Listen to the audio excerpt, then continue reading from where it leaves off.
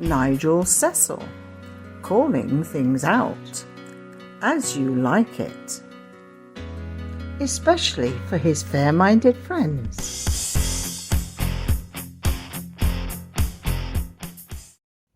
Hello, Chakabatis. Thank you for joining me, Nigel Cecil, entertainment entrepreneur, and as regular viewers will know, somewhat of a legend in my own lunchtime. But please don't let that put you off enjoying this little bit of video info entertainment.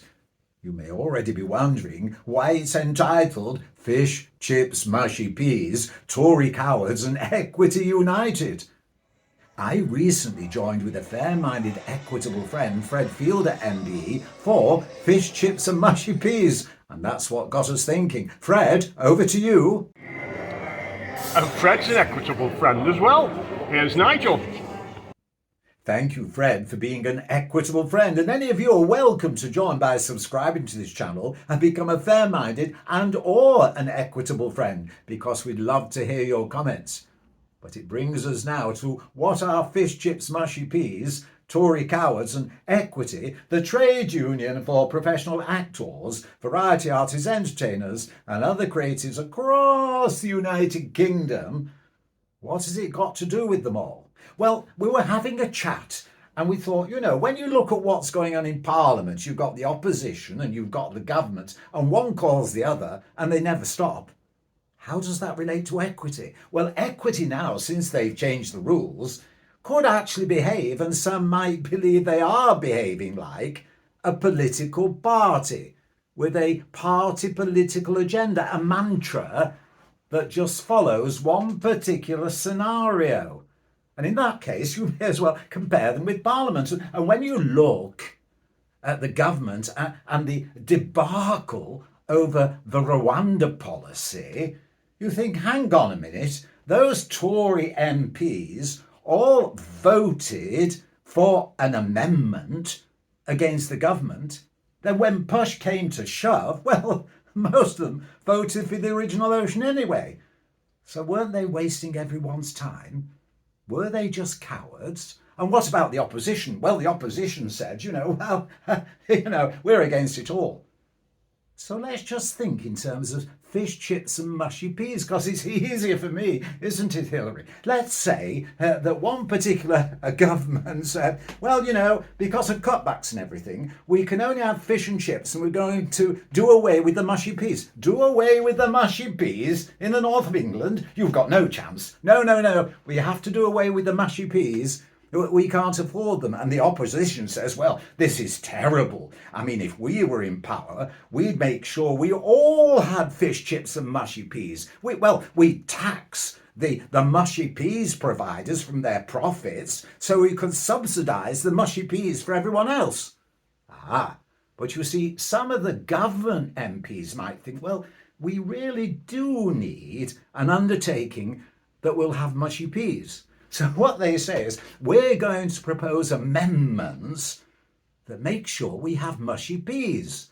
And so they march through the lobby, voting realistically against the government because they want their mushy peas with their fish, chips and mushy peas. And the opposition say, well, look at that. If we all vote together, we can bring down this policy. We can bring down the government because we all need fish, chips and mushy peas. But then you see, when it comes to the main vote, well, hang on, those government people who voted for the mushy peas and were calling out the government are now voting with the government. What's happened there? Are they cowards? What's it all about? Like the Rwanda policy, what's it all about? They were demanding one thing, and now the majority of them have voted with the government. Surely they should have voted with the opposition to do away with it all. It's absolute nonsense. But you see, in the short term, is the government going to fail? Are they going to disappear? And so you end up with those who voted for the mushy peas, apparently against the government. Well, they've got a promise of some concession because the government were worried. So when it came to the overall vote, they'd say, well, if we vote against it, we've lost everything. there won't even be fish and chips. So at least now we've made our point, and like some of us have resigned from, officer positions, so we can make our point, and the government know what our point is. So we've put our head above the parapet and said, oi, we want some concession towards mushy peas. If we join with the opposition and vote against the lot, we've got nothing. So they then end up voting with the government. So those that don't like the government will say, well, they're just Tory cowards, if we're talking about party politics. And others will say, no, they're not. They've made a point.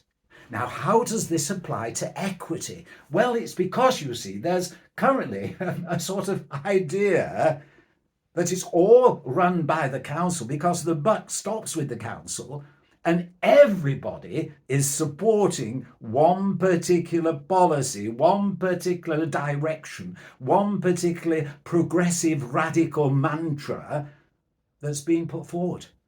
But there isn't really an opposition, and there isn't really full transparency when members try to find out what's gone on at the council meetings. As I've said, the buck stops with the council, and it may well be that some of the councillors have behaved like the government in voicing their opposition and trying to put amendments and not even getting them seconded. And so in the end, they've said, well, if we don't vote for it, everything's lost. And it's better to have something rather than nothing.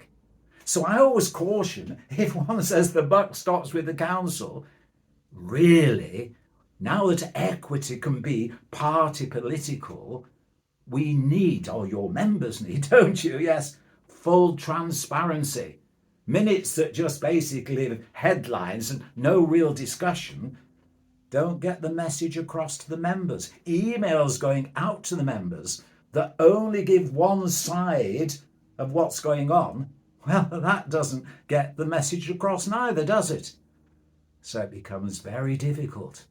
Which is why, in this particular video, when I think of equity and the way things seem to happen, and I say this to my fair-minded, equitable friends, think of fish, chips, and mushy peas. Is it better to have a little of something or a lot of nothing? So I leave that thought with you. Keep your comments coming in, please. Fish, chips and mushy peas. What, Hillary? Yes, Hillary. Does it match? Does it fit in with what I'm talking about? Hillary and your jokeroonie, Hillary. Hillary's jokeroonie.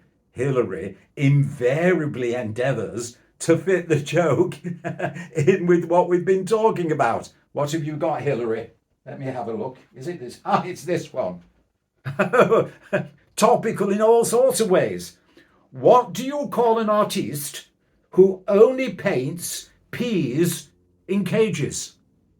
What do you call an artiste who only paints peas in cages? Is that mushy peas? Are you ready for this?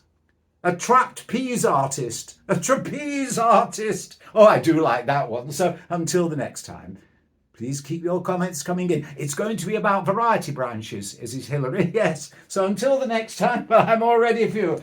Mushy peas to you.